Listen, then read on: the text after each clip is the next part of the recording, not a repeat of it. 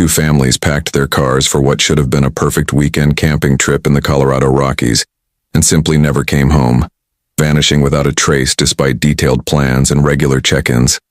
For 6 years, the mountains held their silence while search teams scoured every trail and valley, finding nothing but empty wilderness until a routine trail maintenance crew discovered weathered backpacks hanging from a cliff face, carrying the one piece of evidence that would finally reveal what happened to 8 people who disappeared into thin air.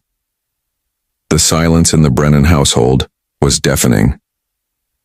It was 8:47 p.m. on Sunday, September 12, 2010, nearly 3 hours past the time Marcus and Elena Brennan should have walked through their front door with stories of s'mores and hiking adventures. Their neighbors, the Caldwell family, were supposed to return at the same time from their joint camping expedition to Rocky Mountain National Park. But both driveways remained empty, the porch lights casting lonely pools of yellow light on vacant concrete. Inside her kitchen, Elena's sister Carmen paced between the window and the phone, her stomach twisted into knots that tightened with each passing minute. She had agreed to watch the family's golden retriever Bailey for the weekend, and the dog seemed to sense something was wrong, whining softly by the door, as if waiting for familiar voices that never came. The two families had been inseparable for years. Marcus Brennan, a methodical engineer, and his wife Elena, a pediatric nurse, had formed an unlikely but deep friendship with their neighbors, David and Sarah Caldwell. David worked as a high school history teacher while Sarah managed a local bookstore. What bonded them wasn't just proximity, but their shared love of the outdoors and their 4 daughters who had grown up together like sisters. The Brennan girls, 9-year-old Zoe and 7-year-old Iris, were best friends with the Caldwell daughters, 11-year-old Maya and 8-year-old Chloe. The families had been taking joint camping trips for 3 years, always to the same general area in Rocky Mountain National Park, always with the same meticulous planning that Marcus insisted upon. This particular trip had been planned for months. They had reserved 2 adjacent campsites at Moraine Park Campground, a family-friendly area known for its stunning views and well-maintained facilities. The plan was simple and safe. They would arrive Friday afternoon, set up camp, spend Saturday hiking the easy Bear Lake Trail with the girls, and return home Sunday by 6 p.m. Marcus had even created a detailed itinerary that he'd shared with Carmen, complete with GPS coordinates and emergency contact numbers. He was the kind of man who packed 3 different ways to start a fire and always carried a first aid kit, even on day hikes. The idea of him simply getting lost was almost laughable to those who knew him. Carmen had received their last communication Saturday morning at 10:15 a.m. It was a cheerful text from Elena with a photo of all 4 girls grinning at the camera, their faces flushed with excitement and mountain air. They were standing in front of Bear Lake, the iconic alpine lake that served as a gateway to some of the park's most beautiful trails. "Girls are having the time of their lives," the message read. "Weather perfect. See you tomorrow evening." The photo showed the families exactly where they were supposed to be, doing exactly what they had planned to do. Everything looked normal, happy, and safe. But Sunday evening came and went with no word. Carmen called Marcus's cell phone repeatedly, but each call went straight to voicemail. She tried Elena's phone with the same result.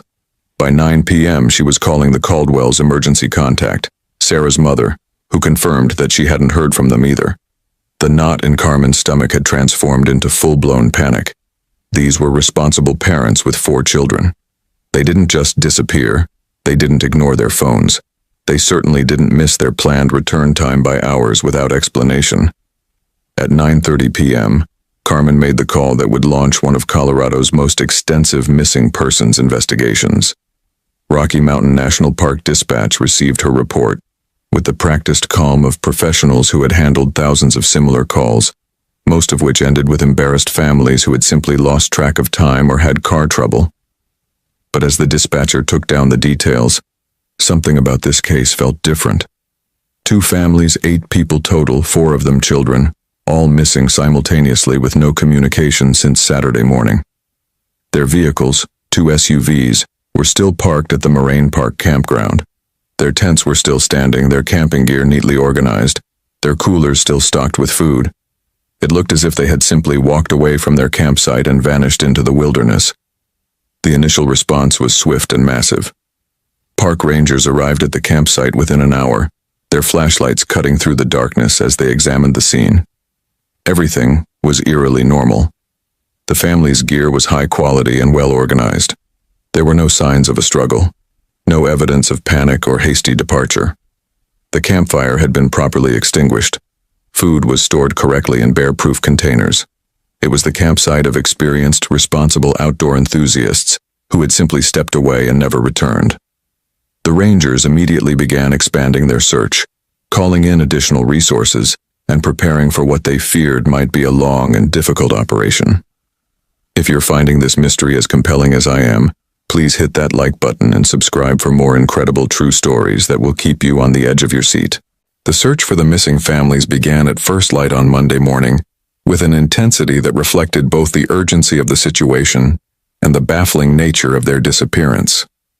Rocky Mountain National Park mobilized every available resource, establishing an incident command post at the Moraine Park campground, where the families had last been seen. The operation was led by Chief Ranger Patricia Vance, a 20-year veteran who had overseen dozens of search and rescue missions, but had never encountered anything quite like this. 8 people, including 4 children, don't simply evaporate from a well-traveled area of a national park without leaving some trace of their passage. The search teams faced a daunting challenge. Rocky Mountain National Park encompasses over 415 square miles of some of the most rugged terrain in North America. The landscape ranges from gentle meadows to knife-edge ridges, from dense forest to barren alpine tundra above the tree line. Weather conditions can change from pleasant to life-threatening in minutes, and the park is home to mountain lions, black bears, and countless other hazards that could pose a threat to inexperienced hikers. But the Brennans and Caldwells weren't inexperienced. They had been camping and hiking in this area for years, always sticking to established trails, always following safety protocols. The first phase of the search focused on the Bear Lake area, where the families had been photographed on Saturday morning. Teams of rangers and trained volunteers spread out along every trail that branched from the lake, moving in careful grid patterns and calling out the names of the missing hikers. The Bear Lake trail system is extensive but well marked, with multiple routes leading to destinations like Emerald Lake, Dream Lake, and the more challenging climbs toward Hallett Peak and Flattop Mountain. Search dogs were brought in, their sensitive noses trained to detect human scent even days after a person had passed through an area. But the dogs found nothing. No scent trails leading away from the established paths, no indication that the families had ever left the immediate vicinity of Bear Lake. As the search expanded, helicopters joined the effort, their rotors echoing off the granite walls of the surrounding peaks as they flew systematic patterns over the wilderness. From the air, searchers could cover vast areas quickly, looking for any sign of the missing families. Bright clothing, abandoned gear, or the geometric patterns of a makeshift shelter that would stand out against the natural landscape. The pilots were experienced in mountain rescue operations, trained to spot the smallest anomalies that might indicate human presence. But day after day they returned with the same report. Nothing. The wilderness appeared untouched, as if the families had never been there at all. The investigation took on a more systematic approach as the days passed without any discoveries. Rangers interviewed every person who had been in the park that weekend, from fellow campers to day hikers to park employees. They were looking for anyone who might have seen the families after Saturday morning, any interaction or sighting that could provide a clue about their intended destination or state of mind. The interviews revealed a consistent picture. The Brennans and Caldwells had been seen by multiple witnesses on Saturday morning, appearing happy and well prepared as they set out from their campsite toward Bear Lake. Several people remembered the 4 girls in particular, noting how excited and well-behaved they seemed. But no one reported seeing them after mid-morning on Saturday. The search teams also conducted a meticulous examination of the family's abandoned campsite and vehicles. Forensic specialists went through every piece of gear, every personal item, looking for clues about the family's plans or state of mind. They found detailed maps with several trails marked in pencil, suggesting the families had been considering multiple hiking options. Elena's journal contained enthusiastic entries about previous trips and plans for future adventures, with no indication of any problems or concerns. The family's cell phones, found in their tents, showed no unusual activity or concerning messages.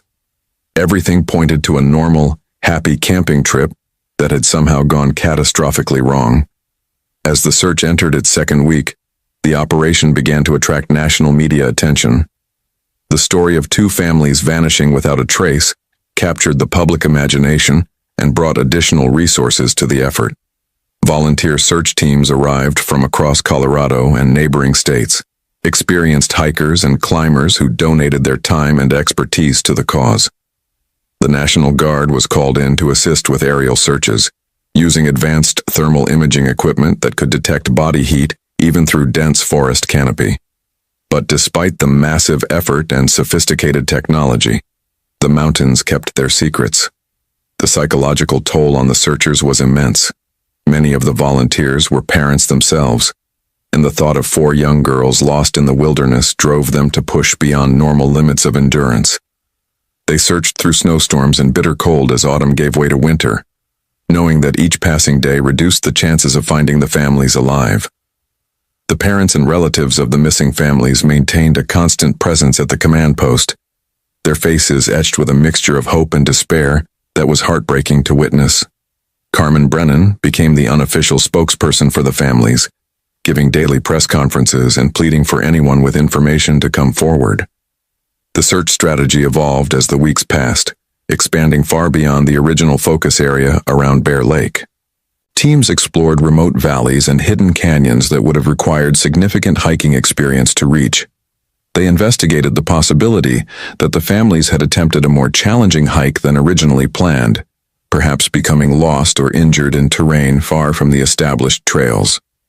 Mountain rescue specialists rappelled into deep gorges and explored cave systems, anywhere that 8 people might have sought shelter or become trapped. But every lead ended in disappointment. Every promising discovery turned out to be a false alarm. By the time winter weather forced a suspension of active search operations in late November, over 2,000 people had participated in the effort. They had covered thousands of square miles of wilderness, followed up on hundreds of tips and potential sightings, and exhausted every conventional search technique. The official search was scaled back to a monitoring status, with rangers continuing to watch for any sign of the missing families during their regular patrols. But privately, many of the searchers had begun to accept the grim reality that the Brennans and Caldwells might never be found. The case generated numerous theories, from the plausible to the bizarre. Some suggested the families had encountered a dangerous animal or had been victims of foul play. Others proposed that they had somehow become lost in an unmapped cave system or had fallen into a hidden crevasse. The most painful theory, whispered but never officially considered, was that the families had deliberately disappeared, though this seemed impossible given their strong community ties and the presence of the 4 young children. As winter settled over the Rocky Mountains, the active search for the Brennan and Caldwell families was officially suspended, but the case never truly went cold. The family's disappearance had become part of the park's folklore, a mystery that haunted rangers and visitors alike. Carmen Brennan refused to give up hope, organizing private search efforts every spring when the snow melted and the high country became accessible again. She hired private investigators, consulted with psychics, and followed up on every reported sighting, no matter how unlikely. Her dedication was both inspiring and heartbreaking, a sister's love refusing to accept the unthinkable. The years passed with agonizing slowness for the families of the missing. Carmen kept Elena's house exactly as it had been, the girls' rooms untouched, their toys and clothes waiting for a return that seemed increasingly impossible. The Caldwell house was eventually sold, but Sarah's mother maintained a scholarship fund in the girls' names and organized annual memorial hikes that drew hundreds of participants. The community never forgot the 8 people who had simply vanished, and their story became a cautionary tale told around campfires throughout Colorado. In 2013, 3 years after the disappearance, a hiker found a child's pink jacket near a remote trail, 15 miles from where the families had last been seen. The discovery reignited hope and brought search teams back to the area, but extensive investigation revealed the jacket had no connection to the missing girls. It belonged to another child who had lost it during a family trip months earlier. The false lead was devastating for the families, a cruel reminder of how desperately they clung to any possibility of answers. The Park Service continued to receive occasional reports of sightings or discoveries that might be related to the case. A weathered piece of camping equipment found by a backcountry ranger, unusual markings on trees that might indicate human passage, or hikers who claimed to have heard voices calling for help in remote areas. Each report was investigated thoroughly, but none yielded any concrete evidence. The wilderness seemed to have swallowed the families completely, leaving no trace of their fate. By 2015, even the most optimistic investigators had begun to accept that the families were likely dead, victims of some catastrophic accident that had left their bodies in a location so remote or inaccessible that they might never be found. The case files remained open, but active investigation had essentially ceased. The mystery had become a permanent part of Rocky Mountain National Park's history, a reminder of how quickly the wilderness could claim even experienced hikers. The breakthrough came on a crisp morning in October 2016, exactly 6 years and 1 month after the families had disappeared. A trail maintenance crew was working on a section of the Longs Peak Trail, one of the park's most challenging and popular routes. The crew was led by Jake Morrison, a seasonal employee who had been working in the park for 8 years and had participated in the original search efforts. The team was using ropes and climbing equipment to clear fallen rocks from a steep section of trail when Morrison noticed something unusual on a cliff face about 60 feet below their position. Hanging from a gnarled pine tree that had somehow found purchase in a crack in the granite wall were several objects that clearly didn't belong in the natural environment. From his vantage point, Morrison could see what appeared to be backpacks, their bright colors faded but still visible against the gray rock. The location was incredibly remote and dangerous, accessible only to experienced climbers with proper equipment. It was the kind of place that would never be searched during a typical rescue operation because it seemed impossible that anyone could reach it accidentally. Morrison immediately radioed his discovery to park headquarters, his voice tight with excitement and apprehension. Within hours, a technical rescue team was assembled to investigate the find. The team included some of the park's most skilled climbers, men and women who regularly performed rescues in the most challenging terrain the Rockies had to offer. They approached the site with a mixture of hope and dread, knowing that after 6 years of searching, this might finally be the break the case needed. The descent to the cliff face was treacherous, requiring multiple rope systems and careful coordination among the team members. As they got closer to the objects, it became clear that they were indeed backpacks, and not just any backpacks. These were high-quality hiking packs, the kind that serious outdoor enthusiasts used for multi-day trips. There were 4 of them hanging from the tree, their straps tangled in the branches as if they had been caught during a fall from somewhere high above. The rescue team carefully extracted the backpacks and brought them to the surface, where they were immediately secured as potential evidence. Even before opening them, the team could see that these packs had been exposed to the elements for a significant period of time. The fabric was faded and weathered, the zippers corroded, and the metal hardware showed signs of years of exposure to mountain weather. But they were intact enough that any contents might still be identifiable. The discovery sent shockwaves through the Park Service and the families of the missing hikers. After 6 years of silence, the mountains had finally yielded a clue. The backpacks were transported to a secure facility where they could be examined by forensic specialists, and word of the discovery was carefully controlled to prevent false hope or premature conclusions. But for those who had never stopped searching, the find represented the first tangible evidence that the families had been in the area where their bodies might still be recovered. The location of the discovery raised as many questions as it answered. The cliff face where the backpacks were found was not visible from any established trail, and reaching it would have required technical climbing skills that the missing families were not known to possess. The area was so remote and dangerous that it had never been included in the original search grid, deemed too unlikely and inaccessible to warrant investigation. How had the families ended up in such a place, and what had caused their backpacks to become separated from them and end up hanging from a tree on a sheer rock wall. If this story is keeping you as captivated as it's keeping me, make sure to hit that subscribe button because we're about to uncover what was inside those backpacks and how it changed everything we thought we knew about this case.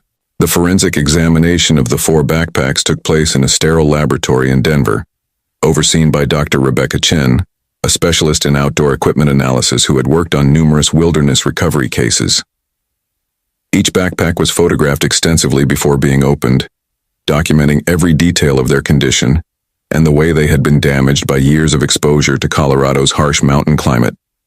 The team worked with painstaking care, knowing that these objects might contain the only clues to solving a mystery that had haunted the region for 6 years. The first backpack opened belonged to Marcus Brennan, identified by a laminated emergency contact card still legible in a side pocket. Inside, the contents told a story of a well-prepared hiker who had planned for multiple contingencies.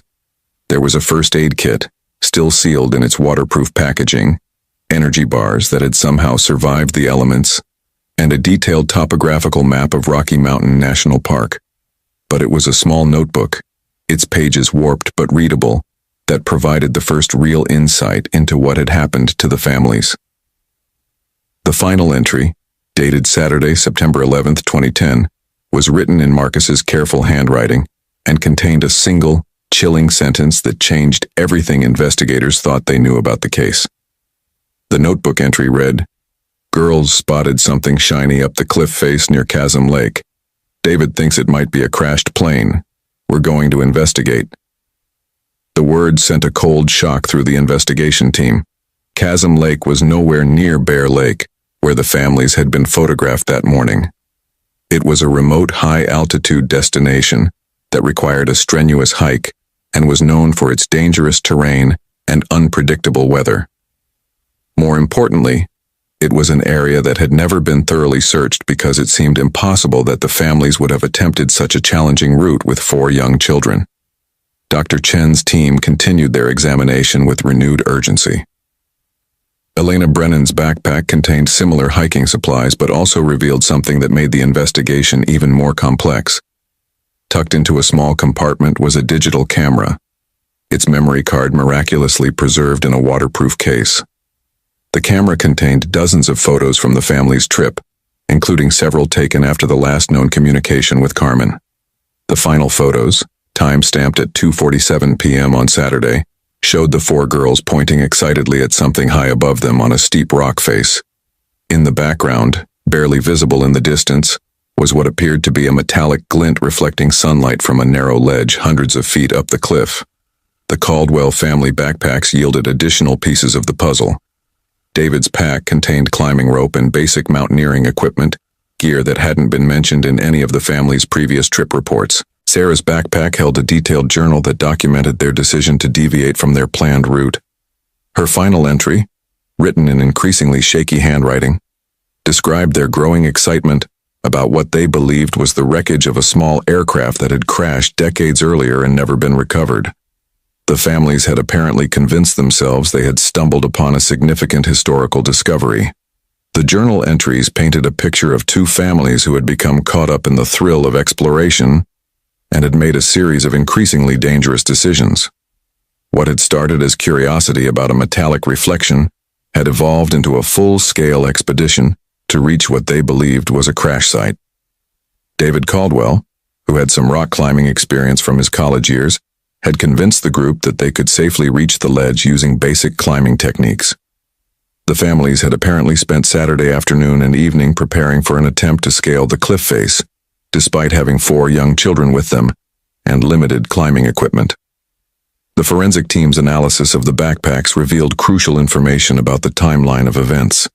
The wear patterns on the straps and the distribution of weathering suggested that the packs had fallen from a significant height and had been hanging from the tree for approximately 6 years. More disturbing was the evidence of how they had become separated from their owners. Several of the straps showed signs of having been cut or torn under extreme stress, suggesting that the families had been forced to abandon their gear during some kind of emergency. Dr. Chen's team also discovered something that sent investigators racing back to Chasm Lake with renewed purpose. Hidden in a small pocket of Maya Caldwell's backpack was a GPS device, its battery long dead but its memory intact. When the data was downloaded and analyzed, it revealed the exact route the families had taken on their final day. The GPS track showed that they had indeed hiked from Bear Lake to Chasm Lake, a journey of several miles over increasingly difficult terrain. But more importantly, it showed their final position, a set of coordinates that placed them at the base of a nearly vertical cliff face known locally as the Diamond Wall. The GPS data transformed the investigation from a general search into a targeted recovery operation. The coordinates led to an area that was even more remote and dangerous than where the backpacks had been found, a place where the families would have needed technical climbing skills and specialized equipment to survive. The fact that they had attempted to reach this location with 4 young children suggested either desperation or a catastrophic misjudgment of the risks involved. A new search team was assembled, this time composed entirely of expert climbers and high-altitude rescue specialists. They approached the Diamond Wall with sophisticated equipment and years of experience in the most challenging mountain environments. The area was a maze of vertical rock faces, narrow ledges, and hidden crevices that could easily conceal evidence of a climbing accident. The team worked methodically, using ropes and technical climbing techniques to access areas that would have been impossible to search during the original investigation. The breakthrough came on the 3rd day of the new search effort. A climber working a particularly treacherous section of the wall discovered a narrow ledge about 400 feet above the valley floor. The ledge was barely visible from below and could only be accessed by experienced climbers using advanced techniques. But there, sheltered by an overhang of rock, were the unmistakable signs of human presence. Scattered across the ledge were pieces of camping equipment, torn clothing, and the weathered remains of what had once been a makeshift shelter. The discovery site told a heartbreaking story of survival and tragedy. The families had apparently reached the ledge but had become trapped there, unable to climb higher or descend safely. Evidence suggested they had survived for several days, using their limited supplies to create shelter and signal for help. But the ledge was so remote and well hidden that their signals had never been seen by searchers. The families had died not from a sudden accident, but from exposure and dehydration after becoming stranded in one of the most inaccessible locations in the entire park. The recovery operation took several more days, as the technical challenges of reaching the site safely required careful planning and specialized equipment. When the remains were finally brought down from the mountain, they provided closure for families who had waited 6 agonizing years for answers. The investigation revealed that the families had been victims of their own adventurous spirit and a series of poor decisions that had led them into terrain far beyond their capabilities. The case became a sobering reminder of how quickly outdoor adventures can turn deadly, even for experienced hikers who think they know the risks. The families had been drawn to their fate by curiosity about what they believed was a historical discovery, but their lack of proper equipment and climbing experience had turned their adventure into a tragedy that claimed 8 lives in one of Colorado's most unforgiving environments. The final chapter of the Brennan and Caldwell family's story brought both closure and profound sadness to a community that had never stopped hoping for their safe return. The recovery of their remains from the Diamond Wall ledge confirmed what many had feared, but few had been willing to accept. The 8 family members had perished together in one of the most remote and inaccessible locations in Rocky Mountain National Park, victims of their own curiosity and the mountain's unforgiving nature. The investigation's conclusion revealed the tragic sequence of events that had led to the families' deaths. Driven by excitement over what they believed was the discovery of a historic plane crash, the 2 families had abandoned their safe, planned itinerary and ventured into terrain that required technical climbing skills they simply didn't possess. David Caldwell's limited rock climbing experience had given the group false confidence in their ability to reach the mysterious metallic object that had caught the children's attention. What should have been a simple day hike had transformed into a deadly mountaineering expedition. The forensic evidence painted a heartbreaking picture of the family's final days. Trapped on the narrow ledge with limited food and water, they had attempted to signal for help using mirrors and bright clothing. But their location was so remote and well concealed that rescue helicopters had flown directly overhead, without spotting them during the massive search operation. The families had survived for an estimated 4 to 6 days before succumbing to exposure and dehydration, their makeshift shelter providing insufficient protection against the harsh mountain weather. Carmen Brennan, who had never stopped searching for her sister's family, found a measure of peace in finally knowing their fate. At a memorial service attended by hundreds of community members, she spoke about the importance of the discovery in allowing the families to finally rest in peace. The recovery had also provided valuable lessons for future search and rescue operations, highlighting the need to expand search areas beyond conventional hiking routes when experienced outdoor enthusiasts go missing. The case led to significant changes in park safety protocols and search procedures. Rocky Mountain National Park implemented new requirements for backcountry permits and enhanced education programs about the dangers of deviating from planned routes. The family's story became part of wilderness safety training, a sobering reminder that even experienced hikers can make fatal mistakes when excitement overrides caution. The mysterious metallic object that had lured the families to their deaths was eventually identified during the recovery operation. It was not a crashed aircraft, but rather a piece of abandoned mining equipment from the early 1900s, left behind when prospectors had attempted to extract minerals from the remote cliff face. The irony was not lost on investigators that the families had died pursuing what turned out to be nothing more than a rusty piece of historical debris. Today, a memorial plaque near Bear Lake honors the memory of Marcus and Elena Brennan, David and Sarah Caldwell, and their 4 daughters Zoe, Iris, Maya, and Chloe. The inscription serves as both a tribute to their adventurous spirits and a warning to future hikers about the importance of staying within their limits and sticking to planned routes. If this story has moved you as much as it has moved me, please take a moment to like this video and subscribe to our channel for more incredible true stories that remind us of both the beauty and the danger of the wilderness we love to explore.